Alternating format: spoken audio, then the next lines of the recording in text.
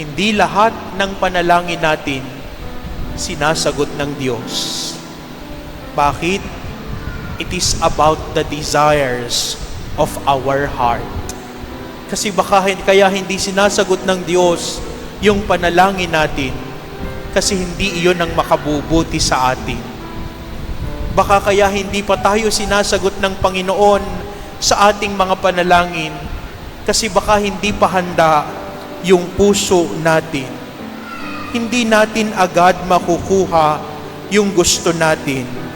Pero ang mahalaga, habang tayo'y nagdarasal, merong nangyayari sa loob. The one who prays learns patience. The one who prays learns humility. The one who prays learns trust. Marunong akong magtiwala sa Diyos na aking Ama.